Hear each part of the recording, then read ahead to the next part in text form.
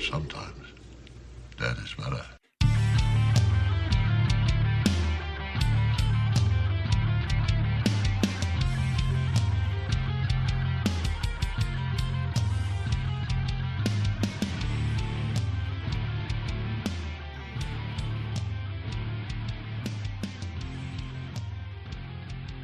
Why, hello, everyone, and welcome back to Give Me Back My Horror Movies, the podcast. It is I, Nate, as always, or am I? And with me is Charlie, or is he? Dun, dun, dun. And with Charlie is Pete, or so we both think. I never think that. Gentlemen, what's happening? It's Welcome me, I back. swear. I'm not going to take a blood test, though. I'm the real Nate, I promise. Uh-huh. No. I've been here the whole time. I am not the real Charlie. I'll just go ahead and say it. It's totally fine. You've been a pod person for a very long time. Hey, I'm curious. What if the pod people from Invasion of the Body Snatchers meet up with the Thing from another world? How does that work between the two? Be What interesting. an interesting mashup that would be. That's akin to lifting up the skirt, right? Just to see what they're dealing with. I feel like that would be a great Fox Studios movie, The Thing. No, versus they the Body screwed up Snatchers. Predator versus Alien, so I'm not letting them. And we'll make it PG-13, and we won't have Right. any aliens in it at all, actually. Could None. we trust the asylum with it? And they could do all this terrible CG and call it something like the Body Thing? The body. Don't Google that. That's all I'm gonna The thing with say. another body. Invasion of the Thing. The body with Don't the you thing. tell me what to Google. You're not the king of Google. Don't tell me what to do. I'm an adult. I know the consequences. They would pump that thing out so quickly, too. It would beat it before the real studio one Yeah. in theaters. So, Yes. and we'd all be you like, didn't- how do they do it? Nate, we got to work on phrasing. You use the word pump and beat and thing all in one sentence. As think- it went. I think Nate is nailing this conversation. I think I know what I'm doing. Oh. He plowed right through all that, all of the words. The English will pay all of their pounds to watch it. That was a stretch. I tried. Yeah, as you- That was a stretch. We'll get distribution is at getting Pound Town, which is their hard. dollar store. Well Stop done, it. Nate. Stop it. All right. What movie are we doing tonight, Nate? The Thing. The Thing from Beyond or 1982's The Thing? Oh, 82? I think that's what it is. 1982's Yes, The Thing. 1982, John Carpenter's masterpiece, The Thing. Oh man. Not This is- not 2011. No. The Thing. No. I I think get that's I need just to go called. check my not text gonna messages bother. real quick. No. You can all say you don't bother. I honestly think people should watch that one, but we can get 11? into that Okay, we'll later. talk about that later. I don't know. Yeah. But yeah, we're doing John Carpenter's The Thing, man. Nate, you're like shooting our shots all this year. Are we going to have anything left to cover next year? Well, the original plan was to do that Goldberg movie where he's Santa Claus killing people, right? Yeah, we thought about it It's- because this. It's so good. And I was really doing everything I could to get away from doing that movie. Yeah, it's like, well, we could do. I'm like, we got to do a horror like Christmas theme because this is going to be our basically our horror Christmas. Our action one lands closer to Christmas, so we'll have our action Christmas episode coming out next. But Nate's like, well, let's do The Thing because it's cold and there's snow, and I'm like, all right, man. And then It's the only time I watch The Thing every year is like when we have snow on the ground. Now, unfortunately, no snow has hit yet. no, we But got this We've been had stupid some very dusting. cold mornings.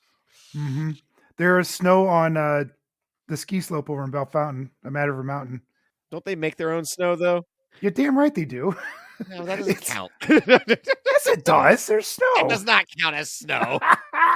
That is man-made corporate made snow. That's corporate snow. Yeah, that's corporate snow. We don't deal with their. We want artisanal snow. I don't deal with big snow. The big snow. Well, to all our Buffalo listeners, they're like, guys, we just really want you to shut up talking about snow Yeah, right that's now. true. We got truckloads we can ship to you if you want them. God, I'm going to rain on your parade a little bit, Nate. So the John Carpenter's The Thing took place on the South Pole. The original Thing from Another World was at 52, Charlie, something like that. Something like 52, that. 53, Something like that. That actually took place on the North Pole, which is, of course, where Santa Claus is. So the original is much more akin to the holiday season than this one. So you fail. Sir. Yeah, but there's snow on the ground this one. Fail. Yeah, but there's snow on the ground. That's how I correlate Christmas is snow. Snow. That's What if you're in literally it. Well, it's not holly jolly, but let's get something to get ourselves in the mood for The Thing. Let's bust out this trailer real quick, and then we'll hit it hard right after. 12 men have just discovered something. For 100,000 years, it was buried in the snow and ice. Now it has found a place to live. Inside. Where no one can see it, or hear it, or feel it. I know I'm human. Some of you are still human. This thing doesn't want to show itself. It wants to hide inside an imitation. It'll fight if it has to, but it's vulnerable out in the open. If it takes us over, then it has no more enemies. Nobody left to kill it. And then it's won. You guys gonna listen to Gary? He can beat one of those things!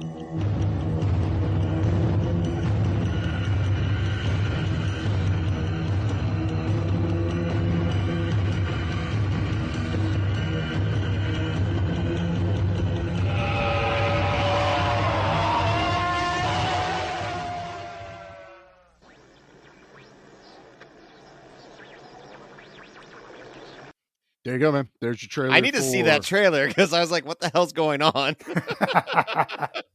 It's actually a pretty good trailer. The original one has like this whole big like intro montage that spells out the thing like slowly, and then it rolls into the word. So I cut that part out, but yeah, it shows all those scenes and then just rolls into like the radio static as it says like, you know, done by John Carpenter and stuff like that. So it was a good one.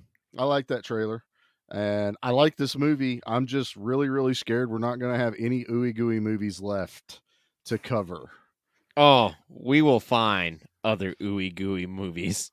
Yeah, but of this caliber is what I'm worried about because yeah, we've been going hard, man. I mean, since we Halloween. really want goo to run, not the blood, but the goo. God, man. Between goo and bangers, man, this is. It doesn't get more banging goo than the ew. It doesn't. I oohed myself. You oohed your own self. Good job. I did.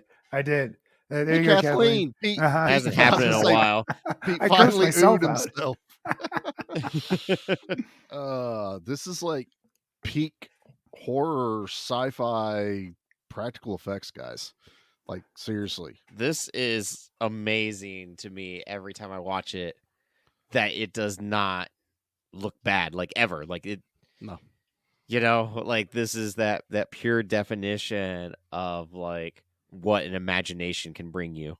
This is what working for an entire year, pushing yourself into the exhaustion, double pneumonia, and sleeping on set gets you when your special effects guy is that insane. And that's what Rob Bottin did for this movie. Certifiable. Like, it's even crazier. Like he was 22.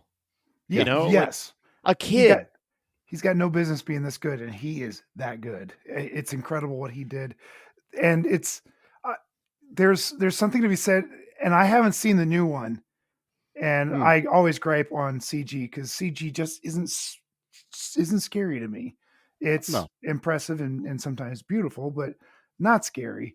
When you can act against a physical thing, you get much more out of your actors, and you get much more out of the sets. Where as that dog, even though that dog didn't look like a dog, and split open, I don't care because it looked awesome. That would look too real, and I would have been, I'm bored. Looks like Stranger Things. Blah blah blah. Not Well, it's like- interested.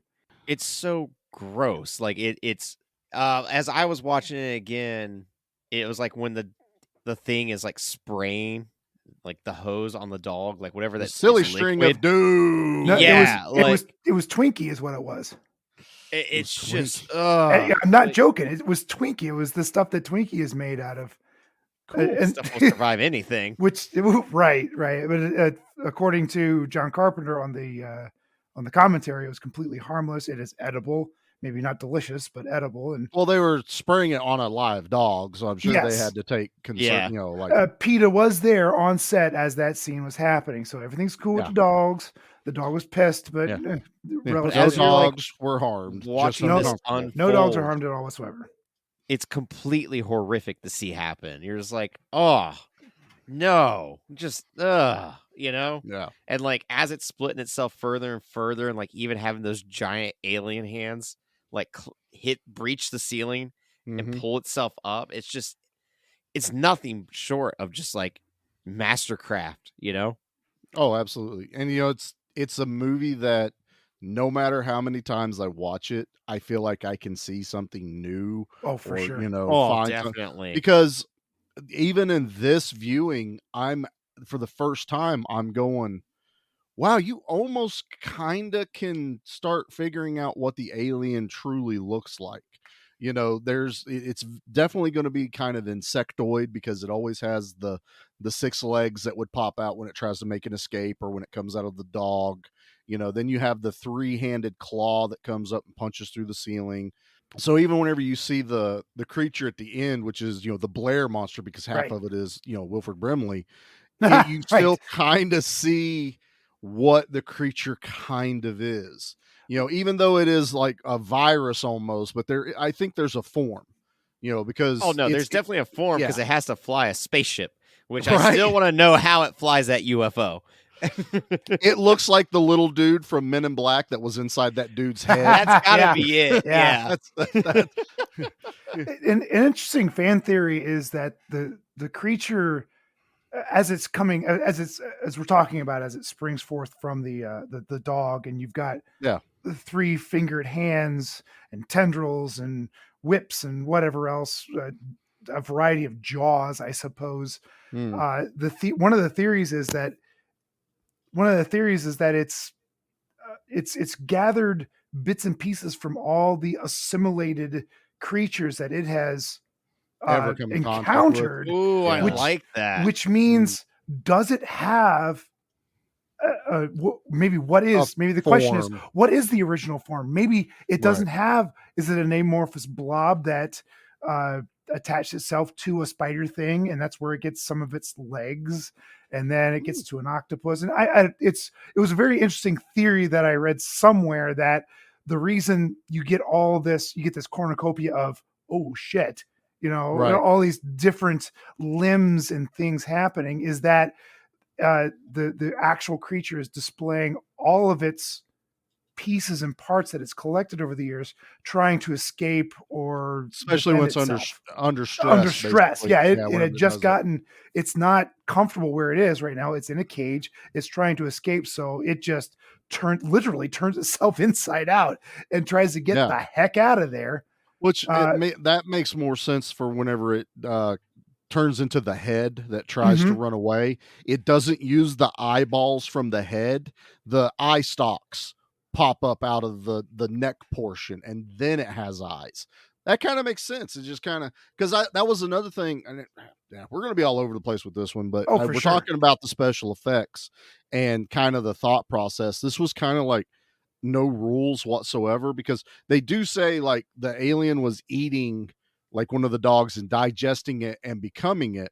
Well, whenever the one guy, you know, does that, where he has the heart attack and everything, and the head falls off, you're like, why is the head alive when another head already come up out and was hanging from the ceiling? You know, so it like there's no rules. Like maybe it just took over that head part. I think that's where you get into like the science of like cell splitting or something like that, you know? Right. Oh, that's And interesting. I mean, it just, all it does is just open up more questions about it, and nothing that's like, oh, I'm gonna debunk all this. No, it just makes it more interesting to me. I think it really makes start. it more terrifying because it's just like this thing should not exist, but it does, Well, and it it's can't exist in able our to do any brains. of this. It is so very alien to how we perceive the universe that Yeah. it makes zero sense, and it doesn't adhere to any of our laws that we have. I don't want to That say we know created, about. but that Yeah. we have observed and are able to continually repeat. I mean, that's science. If you can a repeatable experiment. Now, with Uh, this theory that it has taken a little bit of each planet that it's visited and has morphed into something not recognizing to its original form, does that mean that each planet it visited there was a version of Wilfred Brimley trying to stop it? I would hope. I I would so. hope so, that there's like some planet out there alien like needs ape a Wilford that Brimley. is yes. But they all have to have diabetes. They all have an axe and they're they all eat- smashing everything and just wasting their bullets. axes, and they eat oatmeal, and they have diabetes, Yep. and and a glorious mustache. The other thing about this is, like, I know they're going off of, they're kind of actually not even copying the original movie. They went No. more towards the book because the book is more they're more faithful to the book than the Thing from Beyond. Interesting. But one thing I feel like even this movie could, I don't know, it could kind of play with your mind. Take the alien part out of this, and the movie still kind of works. Like they found a frozen, virus or bacteria or something from. You're dipping your toe into blob territory here. Yeah, well, I mean, even Blob kind of came from space, But the remake was a virus that the government created that was in space and came back to Earth. This is true. But the original came in an actual meteorite. The original was not a pod person, but yes, it was an actual actual alien. Yeah, yeah. So you get and that works too. That's kind of what I'm talking about. Like it doesn't have to be extraterrestrial. Like I would buy this even terrestrial. If it's just this thing, it's what wiped out the dinosaurs. Kind of mentality, and then it's just frozen in whatever was left. Because we don't see what it was frozen as. They just take it out. Now they play with that a little bit later in the 2001 one where they unfreeze it, or 2011, not 2001. So we get that prequel. This is the only thing I'm going to say about the 2011 one, and we'll not. This is the remake you're talking, or the prequel you're talking? They're the same thing. Yeah. Oh, what? Oh, 2011 is a prequel called The Thing. Yes. Okay. Yes. So that movie, while everyone shits on it because of the CGI, all I will say is when they filmed it, they had all practical effects.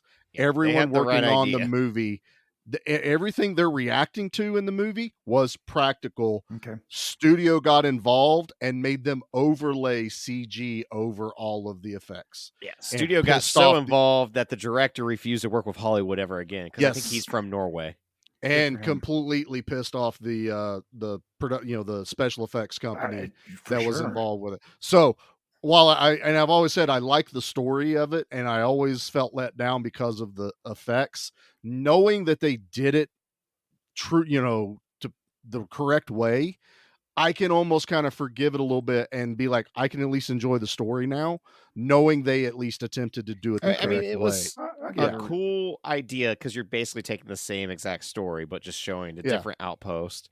And it was cool to see that the end of that movie is the beginning of this movie. Yeah, who doesn't want to see what the Norwegians went through? Yeah, they literally roll right into that. And I like Elizabeth Weinstead too. So I think she killed it in that movie. I love her. Yeah. I'm sold. I'll go watch it. Yeah. So Pete, just watch it. It's not great. It's not terrible. It's one of those like, that happened kind of thing. That's the best way to put it. Nate, we had him sold and you screwed it all up right there. I got a lot of movies to watch. You go to the library and you get it. All right. I will do that because I'm not going to spend money on this. It's on the Plex, guys. It's on the Plex. Oh, okay. So, all right. there you That's go. even easier. All right. Maybe this is just my own stupidity. It is my own stupidity. I always thought John Carpenter wrote this one. Yeah, no. Yeah, completely blew my mind that he was not the one. It was the guy that wrote the Bad News Bears, and then that dude did nothing else. He did two bangers though. I gotta say, Yeah, Bad News Bears is a pretty good movie. I do love the Bad News Bears. John Carpenter turned this down. He was Toby Hooper was. Yeah, so John Carpenter was pitched. They didn't want to take a chance because he was an independent filmmaker. Yet they went with Toby Hooper, who was an independent filmmaker. Yeah, that makes zero he sense. started it. Studio didn't like his direction, where he was taking the story, got rid of him, tapped John Carpenter. John Carpenter said no. They had him read the original book, the short story it's based off of. He goes, okay, I'm interested.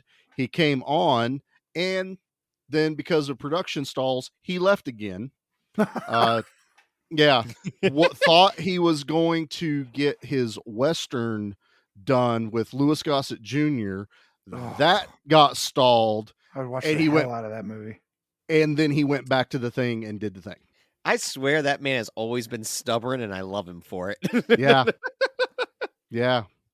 So that is the that man has always been a grumpy old man. Kind of. Yeah, and then it's a charming flop. though. He if you were to remake the movie Up, I would cast John Carpenter as the old man in Up. Not Neil Gaiman. Boy, he's a famous curmudgeon too. I don't know. I don't know what people think of him, but the guy that wrote Game of Thrones, that's the guy I would see. George R.R. Martin. No, he's George delightful. R.R. What you're Martin. wanting is Alan Moore because he's another Alan grumpy Moore. man. That's who I meant. Alan Moore. That is an epic curmudgeon. Oh boy. Alan Moore would kick the kid off of the porch while it was in the air. That's what Alan Moore would do. Get off Then my porch.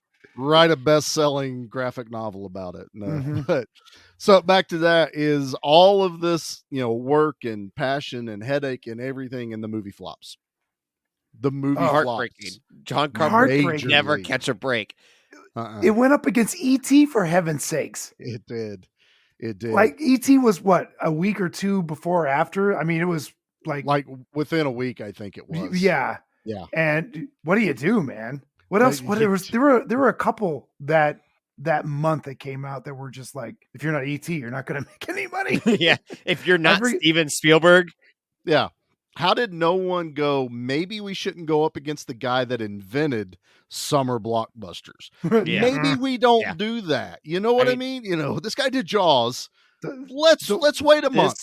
Delay 3 months so it opening cools off. weekend was $3 million. Like, yeah, this would tank anyone's career. Sure. And it was panned. It was not like no one went and saw it. It was shit on. Critics hated this movie. They called it dull. They called it this was probably where they wish they could have said gore porn like we did like in the later 2000s, because they were just like, this is just glorified gore in a movie. There's no substance to it.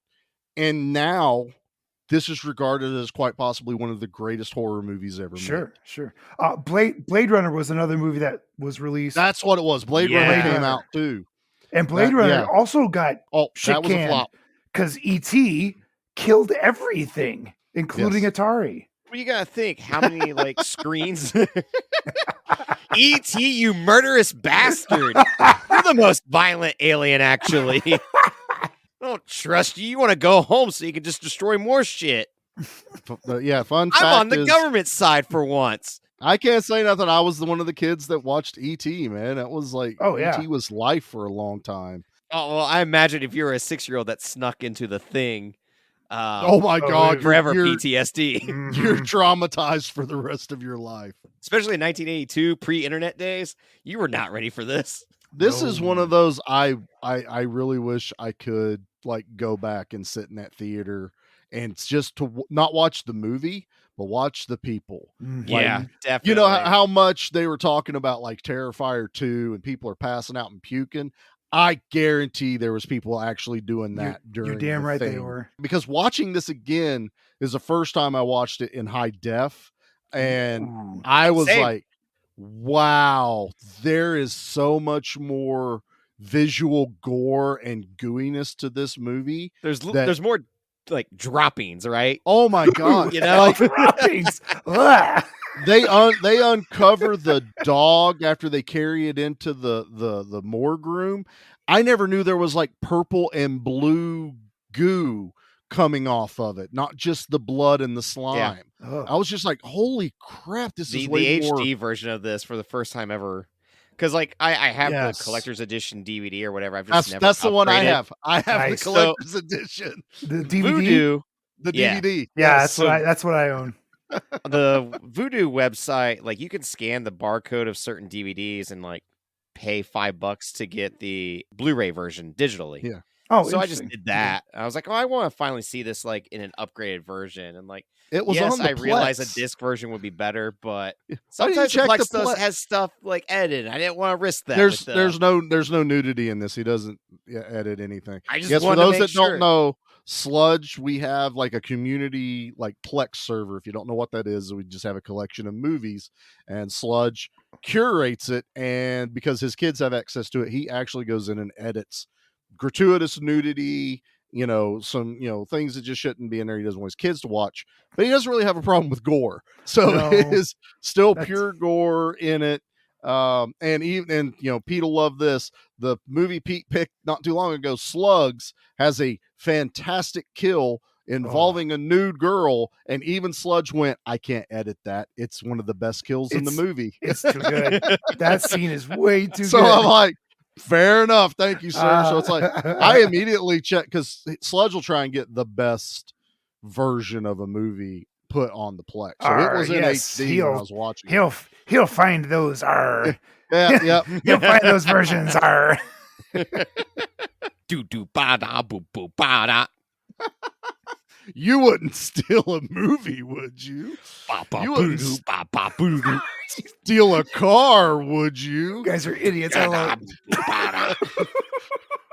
I have so thought about like recording that music, but I like when Nate does it, so I don't even do a drop anymore. Nope. I Nate should needs- just record his drop of it when we want to play it. No way. I want it live every time. You wouldn't steal a car. The Plex is Oh. 100% legal though. You have to pay for Plex. True.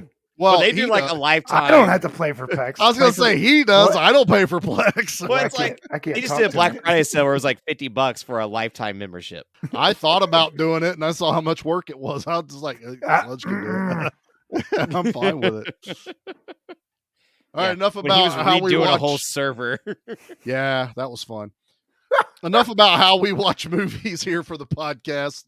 What else we got? So the special effects are the bread and butter of this. Well, Now, number 2 reason why Nate's a dumbass. We gotta get to that part. there was another part I didn't know. Yeah. How many parts are Nate is a dumbass are we gonna cover tonight? Because I didn't realize we'll be here for hours. this was just a 2-parter. Oh, gonna say- that's fair. I have notes. So Notes on my dumbassery. I love you, Dave. Nate's dumbassery. Yes, the Uh, well is deep. A 3-novel adventure. Yeah. I thought it was a 2-parter today. George Add that R. in R. there. Martin is writing it. So Yes. Oh my Oh. goodness. It's gonna be lot epic. of blood, a lot of nudity. It's all good for Nate's dumbassery. Is I love Nate it. nude What's- or Usually. That you'll have to buy the book to I'll buy find that out. book. Pete. I'll Yep. buy that book. I drop dong in the book. I'll direct the Netflix movie too. Oh, it's gonna be the first I'm not Netflix casting movie you that's though. NC-17. Nate, What are we talking about? What's your second thing? Oh yeah, Nate. I didn't realize John Carpenter didn't do the score either. Oh my Right. God, really? Well, Right, just that's- from not I paying was- attention to it, and like it's a very moody John Carpenter-esque score. It is. I'm on board, Nate. When I watched this earlier this week, I was like, wow, this is a really good John Carpenter score. And then I find out he didn't do it. So Oh. Yeah, same. I'm on the And then Nate I find dumbass out- bandwagon here. But the for this person one. that did do the score, I don't remember their name. I'm not going to look it up. You can Google it. He actually got nominated for a Razzie for the score. not for this movie. Yeah. Yeah. So here it is. His score for this movie is 2 notes. That's it. Hey, it's a damn good 2 notes. All right. I'm a It's- simplistic guy. That's they equate it to a heartbeat. So it does, change up in tempo and stuff like that. But it's 2 notes. Yeah. It doesn't deserve a Razzie. It deserves like best score. Any place that Carpenter didn't think his music was working well, he did go record his own like ambient sounds and tones to put into certain spots where it would work better. So it is still Carpenter influenced. And this guy really got into the mind of Carpenter, because literally what this was such a tremendous undertaking. Carpenter's like, I don't have time to write the music. But I have to think that once he got it, he goes, I had time to write 2 notes. You know what I mean? So there's still a lot of John Carpenter flavor. This is one of those where you say the thing, everyone immediately goes John Carpenter, but not everyone realizes he didn't write it. He didn't do the music to it. There was a lot of hands involved to make it because what it's it is. titled as John Carpenter's thing. Yeah. So whenever you see that, it's like, all right, John Carpenter did everything. It's because he just came That's off of a still. major blockbuster, basically, and did Halloween. Like, he was bankable money. Like, there was no reason this guy shouldn't have been like the next Spielberg. Where it didn't matter what the movie title was. If it said Steven Spielberg on it, it was going to make money. So they were hoping that John Carpenter, after Halloween, which was an independent movie on a stupid low budget, made a shit ton of money. And so they're like, yeah, give him the money, let him go. I mean, they spent a little over $1 million on the special effects for this movie. Wow. Just the special effects. I think that's a bargain. Man. It had an original budget, I think, of like 200. Then as it progressed, it got bumped up to 7, and they said the final tally at the end was like 1.2 or something like that million in the special You gotta effects. think he's coming right off of Escape from New York, so they know he works well with Kurt Russell because they also did the Elvis movie prior to this. Oh yeah, that's right. He also knows how to do a damn good setting with Escape from New York. Fun fact: Kurt Russell was the very last person to be cast for this movie. Everyone was cast, and production and shooting had already started before Kurt Russell was cast. I can't even imagine anyone else in that role, though. No, not Bruce really. Campbell. Bruce Campbell can do any role in any movie. That's also period. A very fair. Change my mind. Fair assessment. All right, so Charlie's going to change my mind. I can see it on his face. I'm going. Bruce Campbell could do Mila Jovovich in Resident Evil. Change my mind. I thought you were going to say Fifth Element, and I was going to be like, I would pay to see that movie. Actually, he could do that too.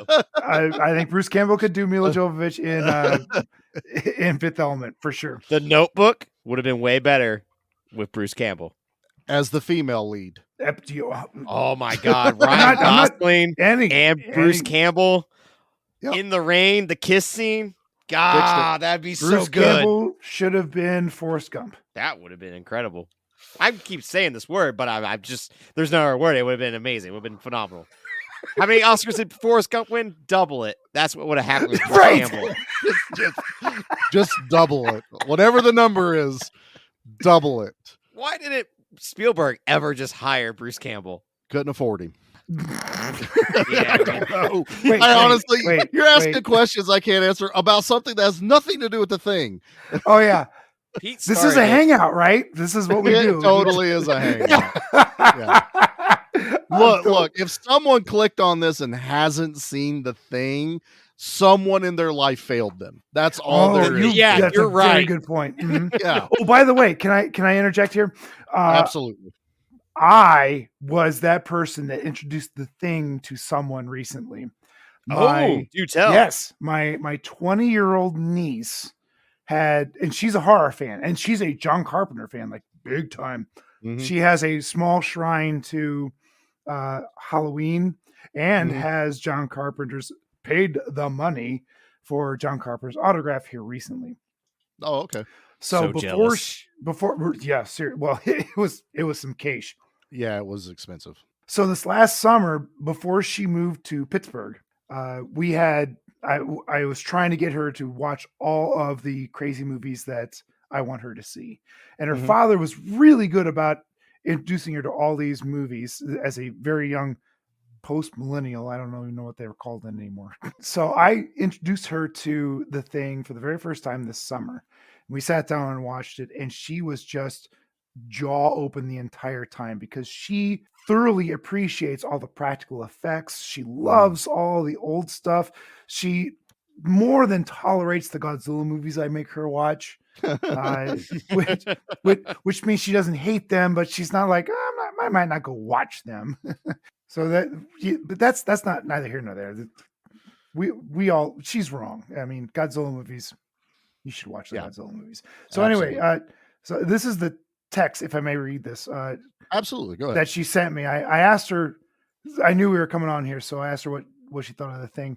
Carpenter really portrayed the feelings of isolation and hopelessness of the movie. I thought he did a really good job keeping the watcher guessing about who to trust. It was cool how they highlighted the phenomenon of friends turning on one another under duress. Also, the special effects were amazing for the time, good and creepy. The entire time as the watcher, you are so conflicted about who is infected and who isn't. If someone says they aren't infected, well, that makes them more suspicious. And that's what she sent to me. Right. And we had a much longer conversation about other things that I would like to get into later. But as an uncle, I'm very proud of myself for exposing this young lady to such a phenomenal film. Yeah, I guess I should clarify what I said is, younger generation obviously needs to be introduced to this.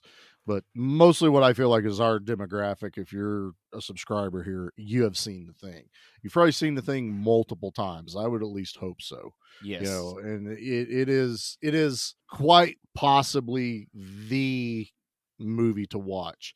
Even if you like action, sci-fi, horror, anything, it is such this amalgam of almost everything tied into one. Because I mean, hell, we get gunfights, flamethrowers, explosions, massive gore and dread and fear with spaceships and aliens, and it works with with a cast of like 14. It's panic and fear at its best on the big screen. You are terrified of each other. And one of the things I was talking to Mary about was the Red Scare. And this is a little after the Cold War, or maybe the very during the Cold War, because you're at the tail end. You're in the early 80s. This is Reagan era, right? So Yeah. this is the Cold War, and I think it was back in the 60s in the Kennedy era. Kennedy and Nixon era, that was definitely like, who is your neighbor? Is your neighbor a communist? Is your neighbor a Russian spy? It wasn't so intense in the 80s, but it was still kind of there. Cocaine.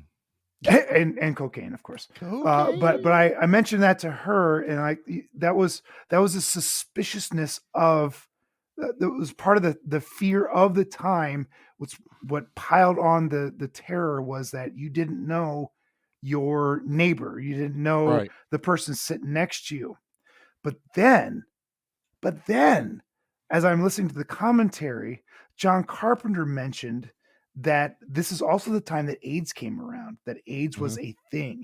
AIDS was a real problem in a lot of different communities, and it was spreading outside of those communities because that's what viruses do. Again, piling on to the creature as a virus, and you don't know who you're sitting next to if that person does or does not have AIDS.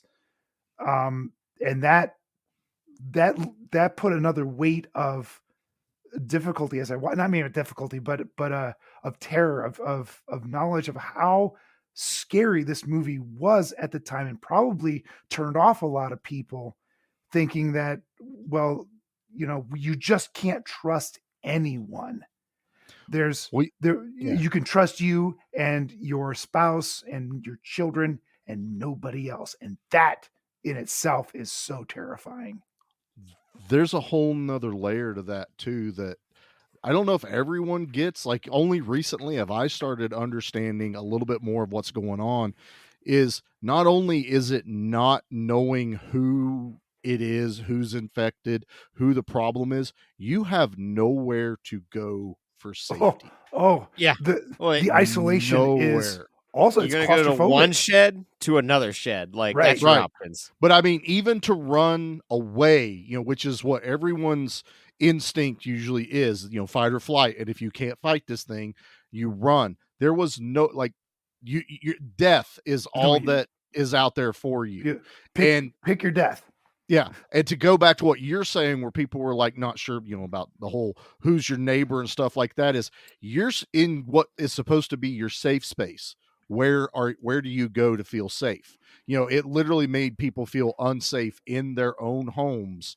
And that kind of relates there. And it's also funny you bring up the AIDS things. We just talked about that on the Fly episode. Yes. That they kind of put that onto Cronenberg, even though Cronenberg was like, it's any sickness, but that they really kind of used that as the benchmark for a lot of these, like, type of how a movie made you feel or experience, was, it's like the AIDS epidemic. It's like all these other things that are going on. There's so many different layers to take to it.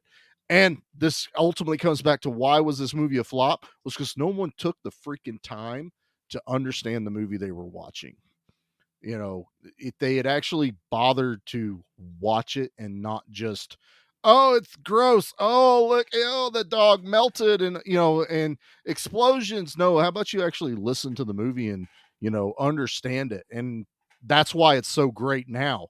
It's been in home video where we could watch it over and over again. We can dissect it, we can do a podcast about it and break it down to its ultimate core.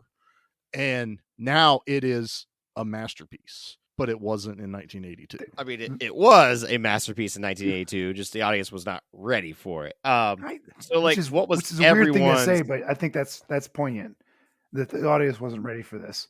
Yes, Much like Back to the Future, they weren't ready for Johnny B. Good. Yeah, your kids are going to love this. Apparently, Yeah. you're not ready for it, which is ultimately what this is the kids loved it. We loved it, and we put it on a pedestal regardless. It's that whole thing of the Renaissance painters and sculptors who weren't revered while they were alive. It was well after their deaths that then people appreciated what they did.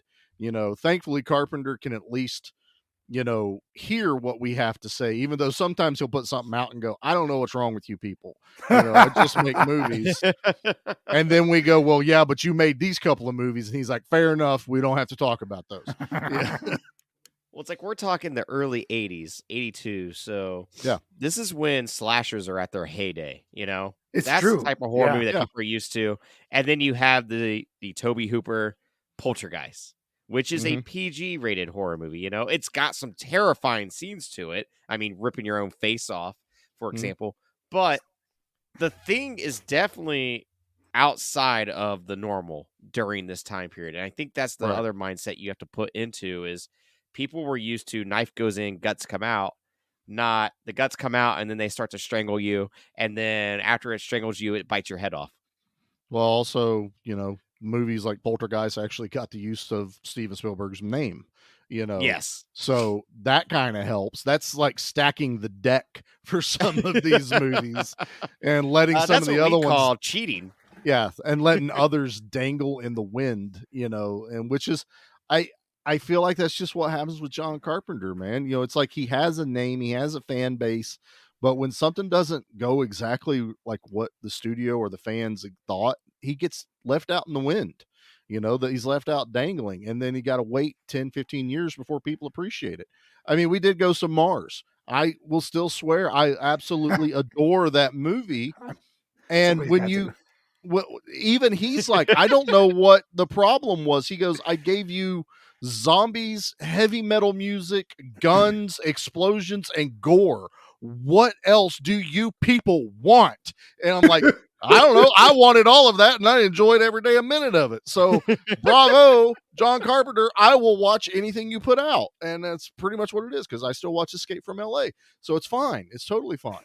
So what was everyone's first experience with this movie? Oh my God. Okay, boy, this is going to be hard to admit to you guys, but I avoided this for a lot of years because I thought it was a gore fest. I thought it was a super gory, like just not even blood splatter, not fun blood splatter, like. And I'm not a big fan of zombie films, so that kind of visceral intestinal gore is not my cup of tea. So for literally decades, I have not been interested in watching this movie. And I finally, I went to the library and they were having a sale on DVDs, and there was John Carpenter's The Thing, the collector's edition, for $1. You're goddamn right. I'm going to buy that for $1. I'd buy that for $1. Yes, thank you very much. I was waiting for that. You're welcome. So I bought it anyway. So I bought it, and I finally sat down. I'm going to make myself watch this. And it did things to me that I was not expecting. It made me jump for joy with all of the practical effects and all the blood and all the ooey gooeys. But it also legitimately terrified me as far as the uncertainty with all of the members that were out there, all the fellas that were, we didn't know. Again, the Red Scare, the AIDS epidemic, whatever you want to talk, however you want to say it, that is genuinely scary when, people hunker down. They've got bunkers in their backyards so that when they come for their guns, they can't get them. That's a sad, terrified person that thinks that something like that's going to happen. And that's what this movie gave me. It gave me as I can't trust anybody and I can't get away. I'm hosed no matter what I decide to do. Right. So I was thrilled at the end of that movie that it made me feel feelings, and I hate it when movies make me feel feelings. Damn it. Nobody makes me feel my feelings. Oh, you pack that down. Right. I don't bleed my own blood. I don't feel my own feelings. So push that down to the deep push it dark down. spot. Push it down. Then you pour beer on top of it. You let that beer drown those feelings. Drown those feelings. Beer. Done. Very good. There That was my experience, and I'm embarrassed to say it. I think within the last 4 or 5 years, that's the first time I watched it. So there you go. Oh yeah, it's just I'm man enough to admit that I was stupid. No one's sitting here saying you're not man enough. It's a weird thing to say. That's for my wife to say. That's right. Only Mrs. Pete's allowed to say that. Yeah. Well, Nate, before I give you mine, we have gone on about The Thing already through our commercial break. So let's drop our commercial real quick, and we'll come right back to talking about the first time you and I watched it. All right. We'll be back following these messages.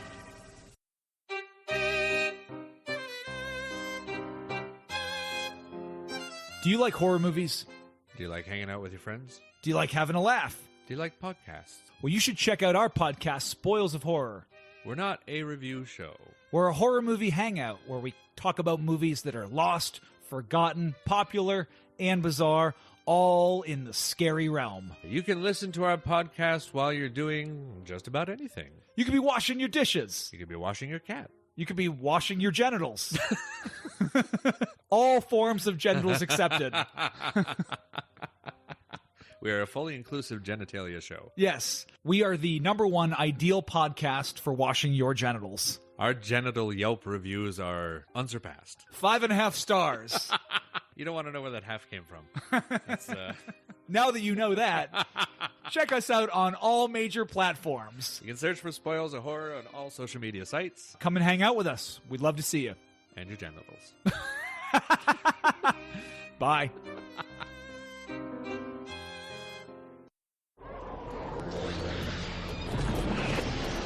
From John Carpenter's The Thing, now the ultimate in alien terror is in the palm of your hand. It's Palmer. He's turning into a thing. Quick, windows. Blast him with the flamethrower. Oh no, he's got windows. Real alien ooze. Oh no, he's getting away. But R.J. McCready won't let him escape.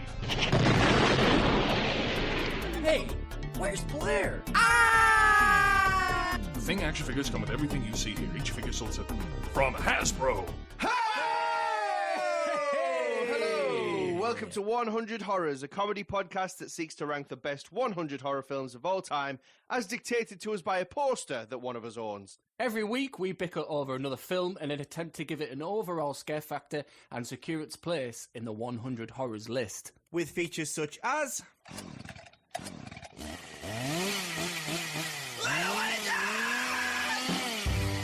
But at least I won't die like that. And... What would you say to them at the funeral? We take a light-hearted approach to horror cinema so that it can be enjoyed by even the most squeamish of listeners. So whether you're the person who's never seen a horror film in their life, or the person who has a tattoo of Leatherface on the right arse cheek, there's something to be enjoyed in every episode of 100 Horrors. Welcome back. Wait, I need Thing action figures now. For those, go on YouTube, literally type in the Thing toy commercial. I keep getting Fantastic Four ones when I do that. How has Super 7 not taken the ball with this one and run with it? I have a NECA McCready. Yeah, I got do one have, of those. That's sexy. Yeah, got flamethrower. So that's my bitch right now. Is I got the flamethrower one, which is awesome. It comes with all these extra accessories. It has the dynamite.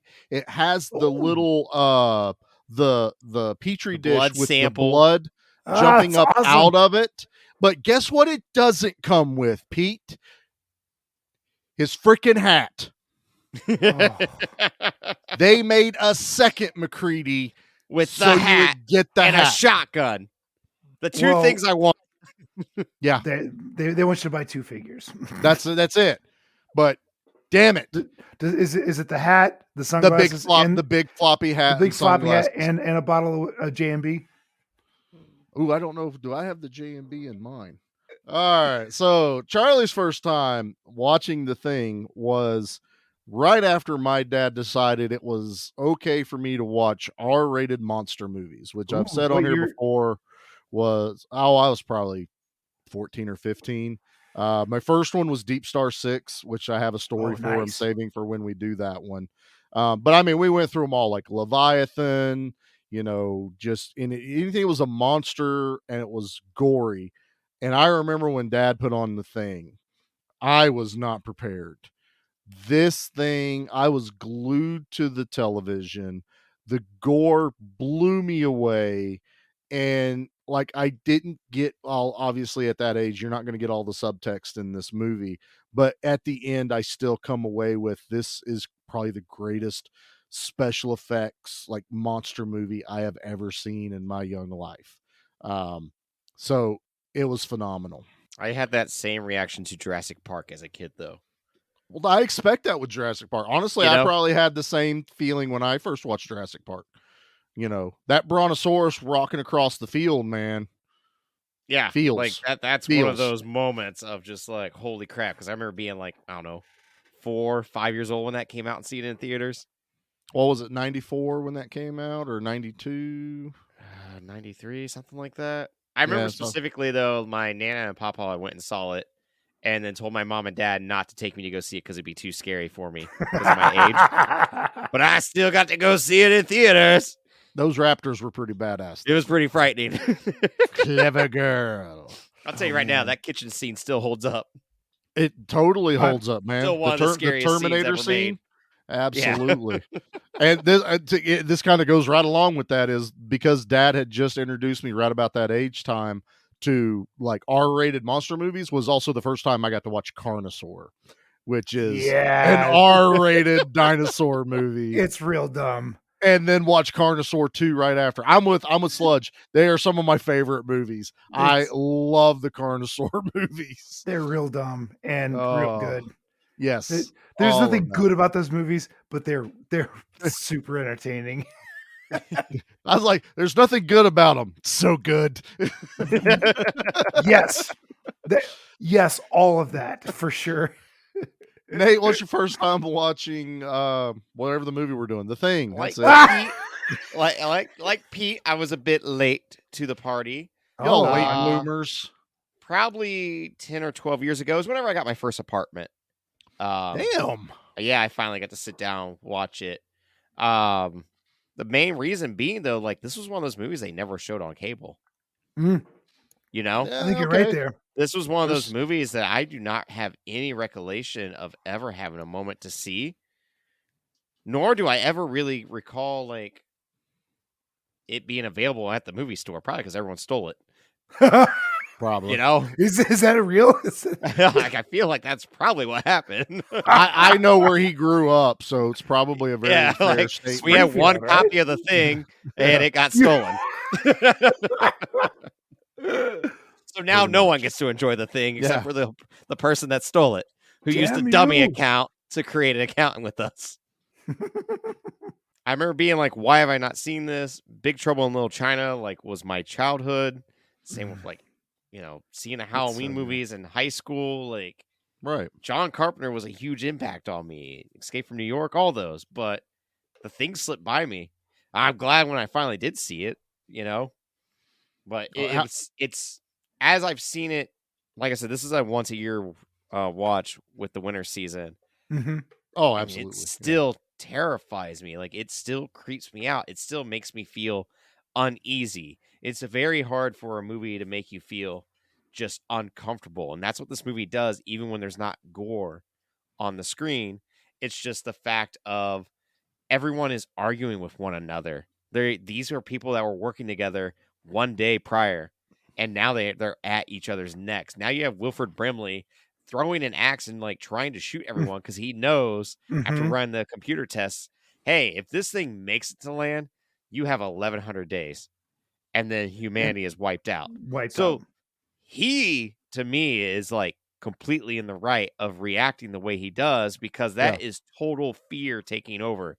That is complete, not madness, but, like, I have to do what no one else is willing to do right now, because if not, humanity's at stake. He's a hero. I mean, and he's punished for it. Because he is prime suspect at that point.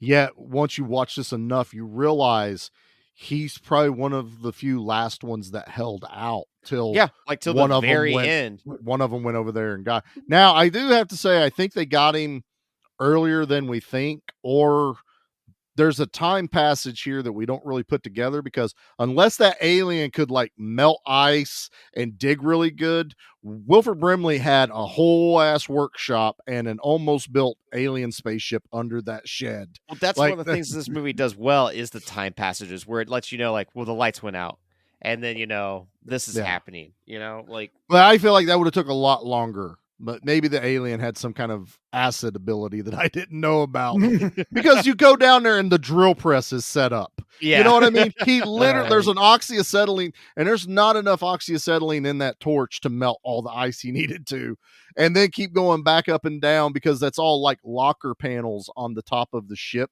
because he's using only what he can find in that, you know, in and around the compound. So I like finding little things like that. It'll never, you know, detract from the movie for me. But you're also like, man, that dude's been busy, real busy out there. Yeah. Well, after he's like, I'd like to go back in now. I am now sane. And then, like, they're like, nope, we're gonna still leave you in this shed. And he's just like, well, screw it. Yeah, and you know what? As a kid, never fazed me at all seeing that scene. When I got older and I noticed the noose hanging in the work shed. Oh yeah. And you're just like, wow, that's like the moment, like that may have been the moment when the alien took him over. Was he was probably about ready to do that. He's like, I'm not going to let the alien get to me. This is my last resort. And then the alien got him, which is why he's like, I feel better now. Let me back in, you know. But yeah, as a kid, totally above my head. Now you're just like, well, that's super freaking dark in a movie that's already dark. but it's isolation. It's, there is no escape. There is nowhere to go. I mean, even to the point where McCready says it in the movie. He's like, well, we're not getting out of this alive, but it ain't either, basically. That's their plan. You would hope. Yeah. Yeah. I mean, it's, it was buried in the ice for millions of years. Right. Is it the only one? And on that ship? There are so many other ways you could take this is this the only thing that landed? Is that the only one that was in the ship? Yeah, was they only a total fluke of it, happening upon Earth? Right. Yeah. So there's so many different ways that you yourself as the audience can infer into this movie and just take it in 1,000 different directions, and that's why it's probably one of the better endings. This, as they've even said, was probably one of the most difficult movies to end. John Carpenter had an idea to end it at the explosion of the final monster and just roll credits, boom, roll credits. Nothing with McCready. That would work. Yep. Well, what it was too happy and people didn't like it. The studio didn't like it. And so they did another one where McCready goes back inside and retests his blood to prove basically to the audience he is not the one that has it, and it infers that Childs possibly has it. Mm-hmm. And nobody liked that one. So they said there was like 5 different endings, but they settled on the one where it's just McCready and Childs outside in the cold talking to each other, and basically it's like, this is the end. There's nothing else for us to do. Because Childs is like, the fires are going to go out. This won't last very long, and then what? There's no shelter. There's nowhere for us to go, and no one is coming. Such a haunting ending because, like, I don't know. I remember always growing up, it's like, you don't want to get trapped in the snow. You don't want to get like left outside in the cold. If not, you'll get turned into Casper. So like, yeah. Oh no. Or Jack Torrance from The Shining. Where exactly. Frozen outside, so you always have that going on. As kids, we had really weird fears, like quicksand, dynamite, which this movie had, freezing to death. You have the 2 like strongest characters that are left, where it's like, nope, neither one of these guys are gonna make it out alive either. Like, no. And this is one of the things. So, I've watched some like decent good mystery movies or like whodunit movies, where someone's really had to think it through, plot it all out, and try to distract the viewer to where you're there's always that little red herring. This is one of those movies that while there are little tidbits of that, it doesn't need it. This is literally nobody knows who could possibly it doesn't like give thing. You like a wink and a nod to as an audience member. You just are like, there maybe are no clues. Yeah, you're along for the ride. Right. You are experiencing as close as you can to what they're experiencing. Right then and there, and that's what makes it really scary. That is. It makes it so you're part of that crew, even though you're not there, and you don't know who, what, where. You don't know who to trust. It's brilliant. It's probably the most well done of those type of whodunit movies. It is what I wish more people could pull off. But unfortunately, if you do that, it's going to be, you're just ripping off the thing. The only thing that comes close is Tarantino's The Hateful Eight. And even Tarantino said it's directly inspired by The Thing. Well, it also had Kurt Russell in it and a lot of snow. And you're stuck in one movie. Man, that's in my queue. I haven't seen it yet. Oh, Pete, come on, man. Oh. I know. Hey, you haven't seen a lot of crazy shit I've seen. I know, but I also see what you post sometimes. So there's some movies where you're like, why am I watching this? Now I'm going to be like, well, you could have watched Hateful Eight. You have a very good point, sir. I know I do. Wait till February. Oh, man. Oh. Yeah, we're going to have to announce that pretty soon. Screw it. Might as well do it now. We are scheduled up through January, which gets us through my birthday month and our 2-year anniversary. So we've got episodes all planned out. 2 years. You're 2 old. years, yeah, that we've been doing this. And so we didn't do anything in February, and we got the bright idea to let Pete off the leash. Well, it's mainly punishment because of the movie that we picked for our 2-year anniversary that Pete will be sitting in on. He has no choice. This is true. You have to be here for it. But I feel like we still had something. We were going to give Pete more picks. Somehow he got the entire month. Because it's the shortest month of the year. It is, Yes. but not as far as podcast releases, though. That's true. Still 4 releases. Somehow I didn't read the fine print on this little contract, but Pete is picking 2 action and 2 horror movies. Yes, I from am. his repertoire, and Nate and I have no idea what they are, and we won't find out for a while. So. I have a reminder to tell you what the first one is tomorrow, but I still might not do that. I feel like even that's too soon. Like I feel like you gotta wait till January. Mm-hmm. Well, remember how our schedule is. We will have to know kind of like I've got it mid-January. right I know. Like, I know. yeah. But I meant our work on that. recording schedule, Nate. But just a little FYI for all the people out there. So, well, guys, I think the next segment we do for this will allow us to just continue talking about some of our favorite parts of this movie. So Yes, what do you please. say we just go ahead and knock out the body count for this movie? Yeah.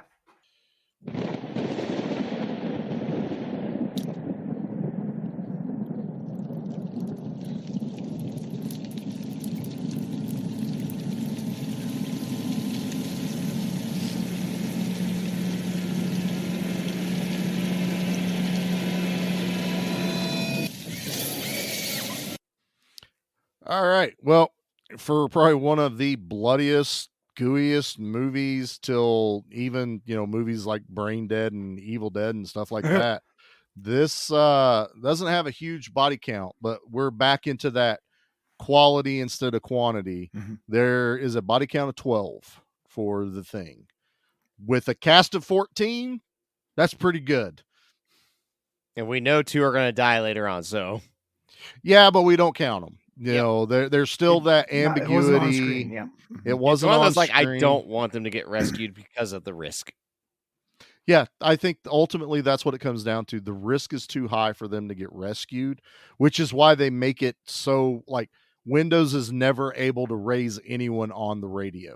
Like, there are a lot. I mean, if people don't understand, there's quite a few people on Antarctica. There are, science stations of the multiple countries there, and they usually stay in radio contact, which is also kind of funny that they didn't stay in radio contact with the Norwegians. Like, they only just kind of knew about far them. away, Yeah, they were an hour away, and you guys have never communicated at all. Yeah, that's a little weird. Of anything in this movie, that's the most far-fetched, I think, in the entire. That's a good point. That's a really good point. Yeah, but Antarctica, as of 2018, has a population of 1,106. That's a lot of people for Antarctica. On Antarctica, wow. Yeah, that's basically my hometown. But did Metallica actually play Antarctica? You remember when they did that? Yeah, they did. Yeah, they actually did play it. I remember right. That. Yeah. They made a huge huge to get to. Yeah, they made a huge deal about it. And it's all for the spectacle. Oh, but for sure. I only say that because new Metallica song came out, so it's fresh in my mind. The new album came out, right? Yeah, new single announced. with a album's been announced. No, okay. Yep. All right. Well, 12. So now we do. Now we gotta figure out our kill of the week. This is really difficult. Yeah. There's a lot of memorable ones here. Yeah. So here we go. What do you think? Zombie kill of the week? All right, as per custom, Pete. Unless you're going to sit here and agonize on us forever. No, I have my. You have a clear winner. Oh, I have a very clear winner, and it's not because of what you think. Okay. The very first person that dies is a Norwegian. He gets shot. Well, okay. Second Norwegian. Right. The helicopter pilot, but the guy that gets shot as he's trying to kill the dog. Yep. and he gets the dude that shot him through the window is a crack shot. Wow. Yes. Wow. Hits him Yeah, through he the is. eye and out the back of his head. It was like he shot once, right? Bang, One done. shot, one kill. One shot, one kill. Yes. Why was that my favorite kill? Is because that it's the most sad death, because he was trying to save everyone. And he can't even tell the story so that these folks can find out how to stop this invasion, this virus from spreading all over the world. And it's heartbreaking, but only after you've watched this movie at least once, because you don't know how important that death is until the end of the film, when you realize that, oh shit, this is going to destroy the world. They just see a maniac shooting They at a dog and shooting at them, and he's speaking a foreign language, so they have no idea what's going on They're around speaking them. their native language. They don't know what the hell's going on, and they like, we got to put this dude down. He's out of his mind. But even on the first viewing, it is still a shocking death, because it is just boom, it happens. Boom, you know, like you said, because it's the one shot through and they don't hide the fact that it went through his eye, because he's laying on the table later, and it's that was like right at the side of the bridge of the nose, through his eye, out the back of his head. He even twitched as he fell to the ground. He does yeah, flop. He does a little bleh. And so that's that might not be true. Like, that's one of those deaths where, like, that feels more real. Instead of a man doing a Jurassic fallback, that feels like one of those ones that, you know, I've inadvertently came across on the internet. You know? Like, I wasn't supposed to see that. Not the guy that gets ready to throw a grenade and it slips out of his gloved hand and blows up the helicopter and himself. Now that's also a good death. That was a great death, but for completely different reasons. Right. So that's the Looney Tune moment. That's my kill of the week, because of how impactful that was, and how, if they had been able to communicate with him, they might have prevented all of this from happening. It all would have been solved at that point, you know. But awesome. That He was an picked out a of very nowhere highbrow one. I did not expect that. So, Charlie, No what are you going for? No one expects the Spanish Inquisition from Pete. No for sure. Awesome. Well, Pete snorted. I did. I'm sorry. I'll mute myself. You're fine. Well, I am. I haven't used this in a while, so I'm busting out an asterisk. So instead of being like, well, I have my favorite kill and then I have my runner up, I'm not doing that. But my kill is 2 kills. All right. Yeah. That's I think I know what's going to be.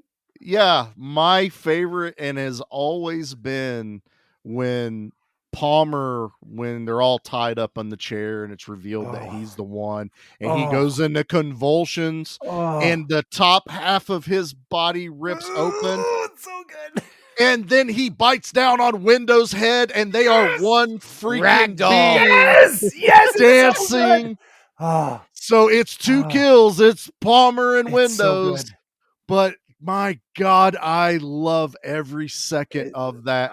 And it is drug out. It is just the whole effect of his face melting before it rips open to show the teeth. And like, why is Windows standing so close to this dude? He jumps up on the ceiling. I mean, it's just all this chaos. All while he's holding the flamethrower. All while he's holding the only working flamethrower. Because Kurt Russell won't turn his off. Well, McCready, like, the more I thought about it, going, if McCready had actually had his work, Windows was still going to die because he was right behind the monster. Nothing you can do, dude.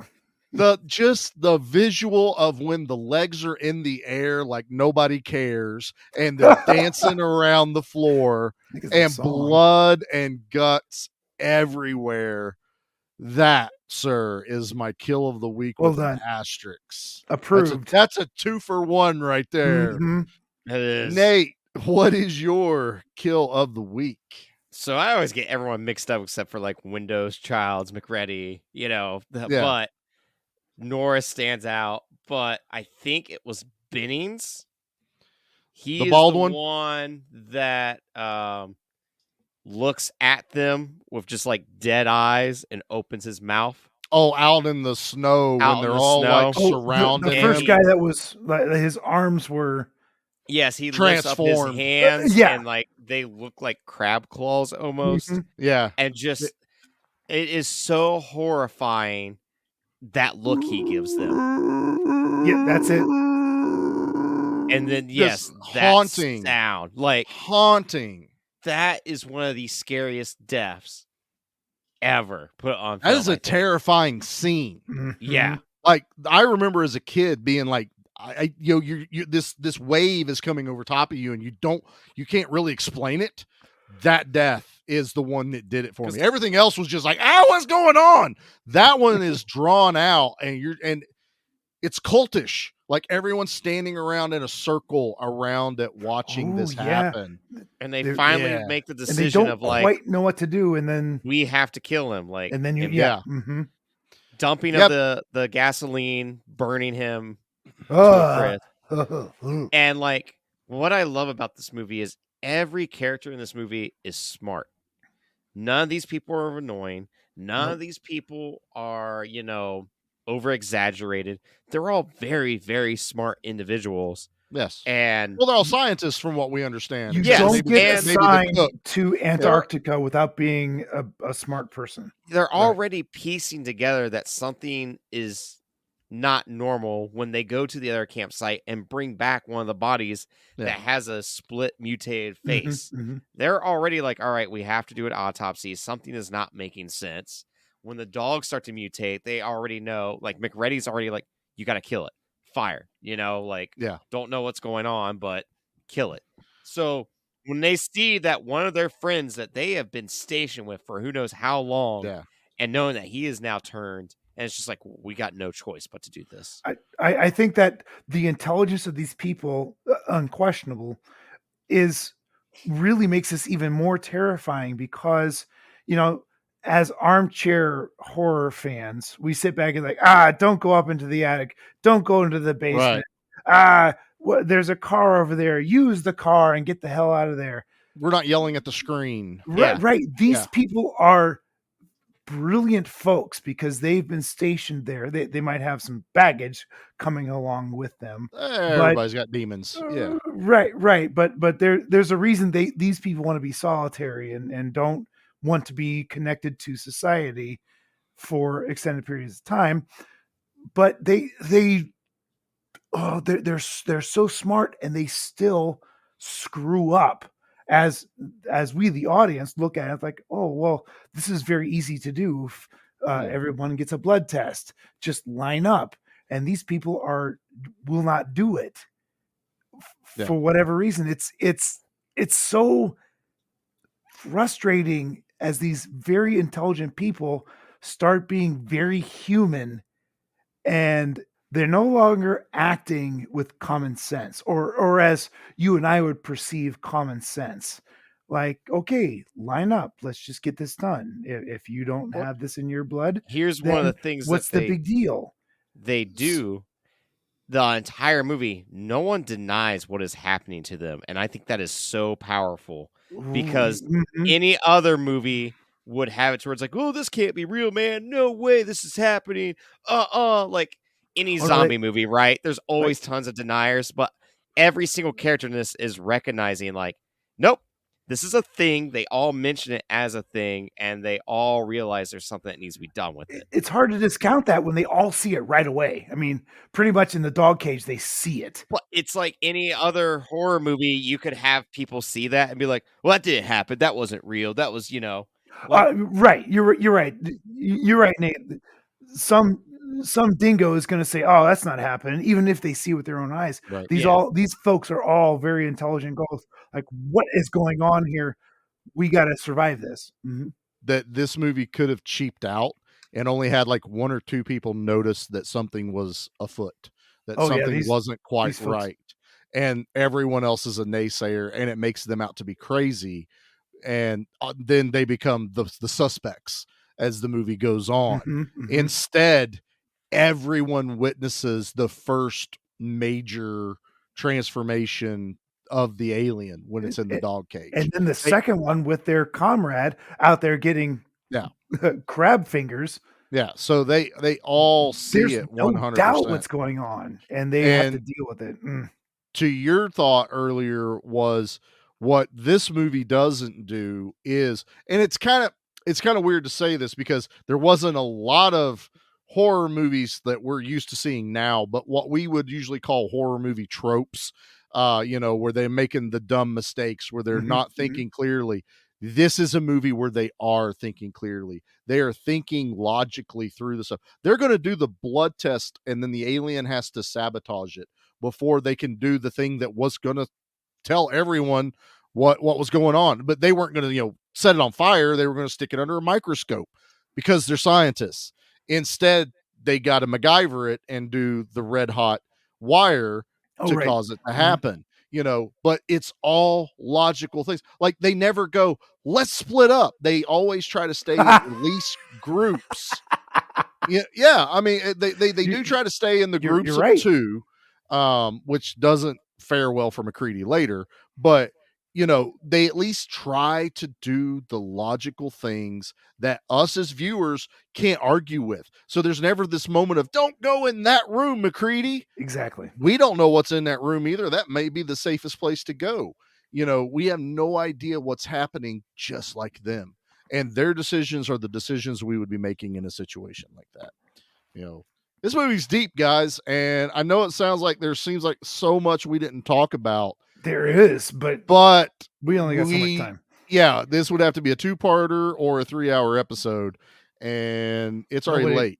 Nobody wants to hear us prattle on for 3 hours. That's for Which sure. we could easily do. This is probably the furthest we've ever been You between. don't want to be seduced by this seductive voice for another 2 hours.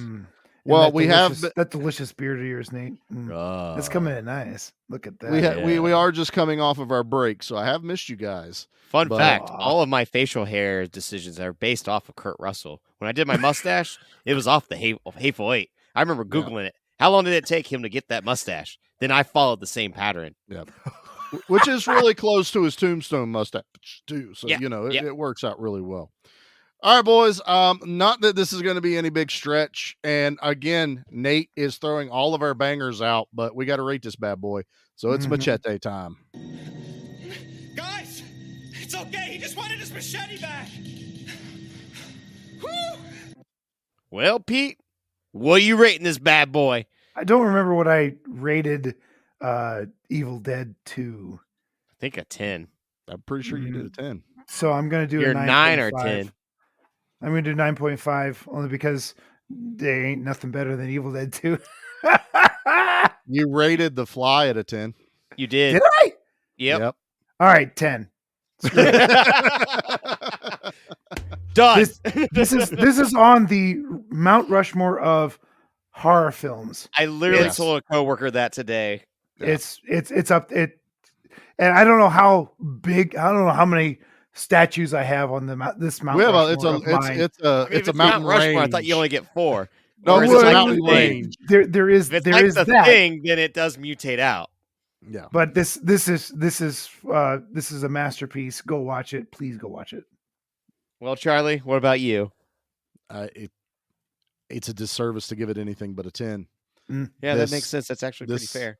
This is quite possibly one of the greatest horror movies ever made. You're not wrong. Mm-hmm. I'm not. Yeah, and we're not alone in this. This movie has thankfully gotten the respect and honor it deserves. The credit. Mm-hmm. Every bit of it. There's a reason there's multiple podcasts doing episodes about The Thing, and it's,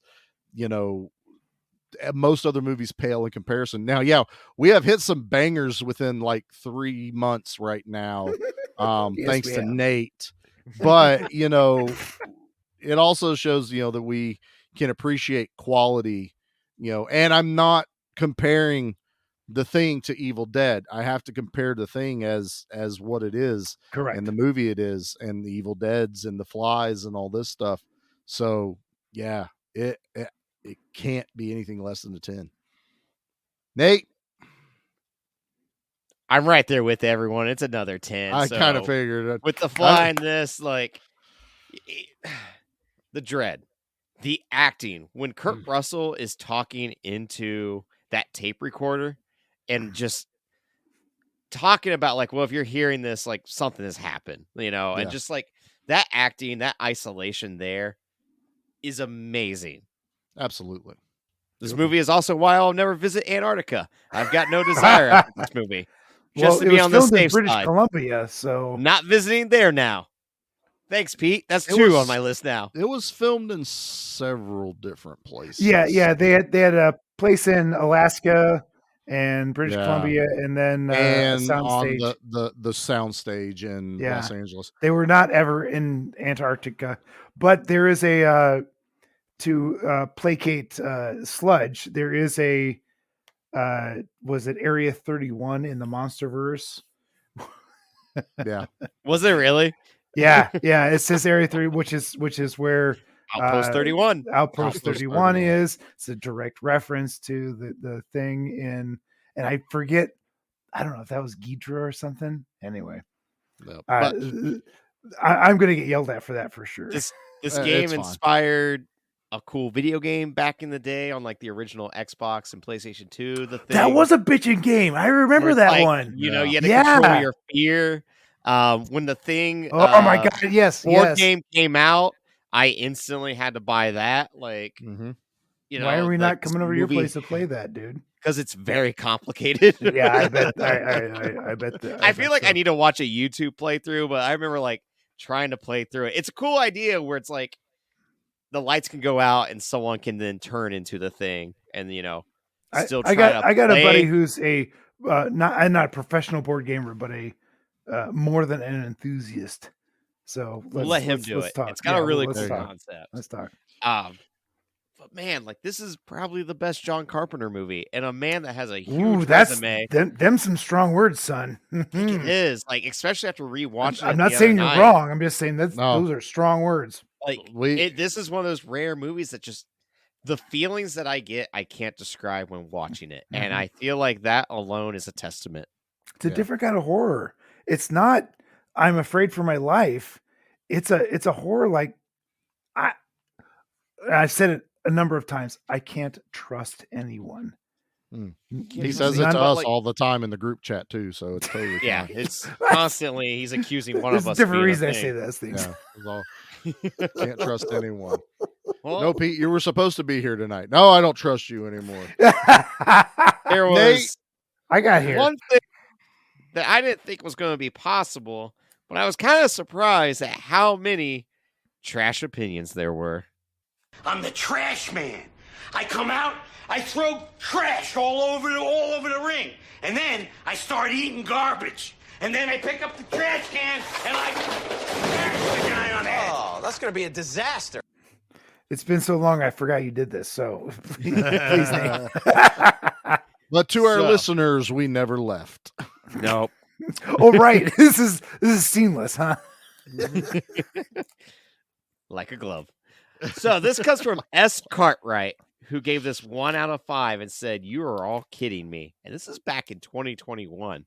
So very recent. Like last man. Yeah. October of 2021. They watched this in the spooky season. So they said, "I originally had this film on VHS, but I haven't seen it in years until I just recently purchased it here at Amazon on DVD.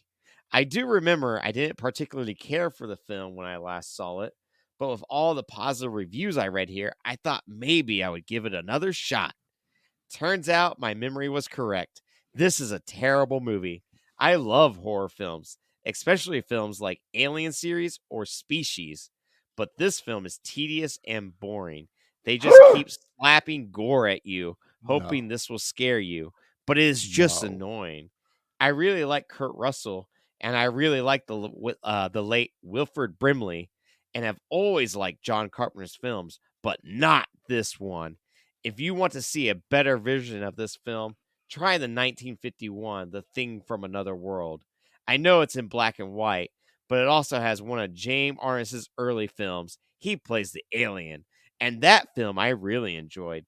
Despite its age, I am a big movie buff, and I have a personal library of over 2,200 movies and TV series, most on DVD, here at home. I've been collecting for years now, and I've already dumped this DVD into my going to Goodwill box. If you value your time and money, go with the original 1951 version. It may not be scary. It most certainly more interesting to watch. Better yet, pull out your copy of Aliens and rewatch it and save your $10 on something more worthwhile, like maybe a down payment on getting a root canal, because that would be more worth your time and money. My goodness. There's some brutal reviews of this movie, guys, that I was shocked by. Like contemporary reviews. Hey, they're a horror buff though, so what do we know? They have 2,000 movies. They have 2,000 movies. 2,000, I've only got like 60 some, so they know more. They I big, will we small. I will decide later, as during editing, whether I put in the Billy Madison. This is the dumbest thing I've ever heard. And we are all stupider for listening to it. We are all do that, and then splice. Then right after that, do boo this man. Yeah. May God have mercy on your soul. No, that is the trash opinion right there. This is somebody that I kind of want the trash opinion of 2022. I kind of want to follow this guy and see. You know what? Can I respond to those? I don't. Right. Even watching this during, he was either 2020 or 2021. It was one of the COVID years. It was really effective. You know? Yeah. Isolation, not knowing who has a disease, who doesn't, there's a lot of parallels that go into this, man. All right, boys. Well, that's our trash opinion. That's our show. That's our show. Nate, that upset Nate so much he's done. He threw his notebook. It's gone. And like I said, there's so much more. Like, honestly, this is one of those few movies that in a year or two we could do the thing revisit and talk about everything we didn't talk about tonight. I mean, that's literally how much this movie gives to us and how important this movie is to the genre. I'm game. I would totally do that. So, all right. Well, everybody, we're heading right into the Christmas season. Christmas is just around the corner. So this is our Nate's version of Christmas, apparently, because he's still kind of in his emo phase, but we'll let him be fine. Christmas. This is Nate's Christmas. But if you want to see all the other Christmas goodies we got going on, check us out over at Give Me Back My Horror Movies on Facebook. Give Me Back My Action Movies on Facebook. Both of us on Instagram under the same handles, Twitter, TikTok, YouTube. You can find us pretty much anywhere. We'll be posting regularly. I've already updated the action side for this festivities and holiday. So we will be getting some bangers out. And next week for the action side, you won't be shocked when you see what we're covering for our Christmas episode this year, but I'm looking forward to it. So please remember to go check out all the other fantastic shows on the Give Me Back My Podcast Network. We have our very own Pete does his show Good Beer, Bad Movie Night, where they watch bad movies that aren't always bad, like Spawn. And I knew that was coming. We got a bone to pick with you. I knew that was even coming. Talk about the movie till like an hour into that episode. Yeah, because what there's nothing to talk about. There was that movie at so least bad. let me know what's bad about it. Oh my God. Yeah, It's been years since I've seen it. I don't remember if it's good or not. I watched it this year. It's good. I don't care what you guys. No, don't you know me? You don't know me, sir. It's on the list for the action show. So if you can look over that episode, most of their other ones are really good and really informative and quite enjoyable. Also, please go check out Give Me Back My Pro Wrestling, the Monster Movie Stomp Down. Yes. Plenty of fantastic content out there for everyone to listen to fill your ear holes for the Christmas holidays. So, gentlemen, we did the thing. That's another banger. I'm looking at our list. We've got some good ones, but I think we're at the top of the mountain here right now, boys. Yeah, it's all downhill from here. And then we'll I see say what 2023 we only do trash. But we're gonna go back up in February. Oh, these are gonna be according some to good Pete, movies. we're going to go back up to the stratosphere. So Oh, we're I looking can't wait. forward to it. Hopefully we still have the same listenership afterwards and we'll be in good shape. So, all right, guys, we're back. We're back together. We're recording. Thank you guys. Merry Christmas to everyone. Nate, get us out of here with a good word, brother. Now I'll show you what I already know. Now, let's talk about how I get back home.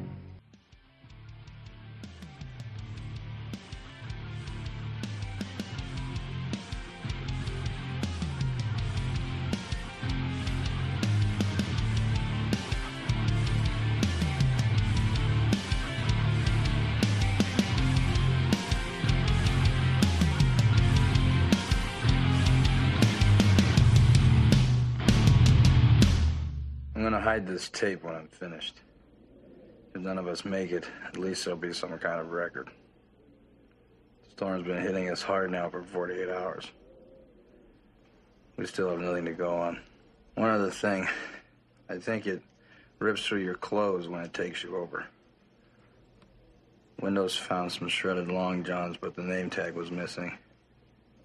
They could be anybody's. Nobody trusts anybody now. We're all very tired.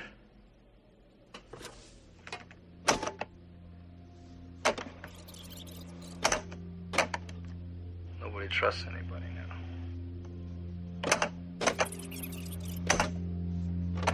There's nothing else I can do. Just wait. R.J. McCready, helicopter pilot, U.S. Outpost number 31.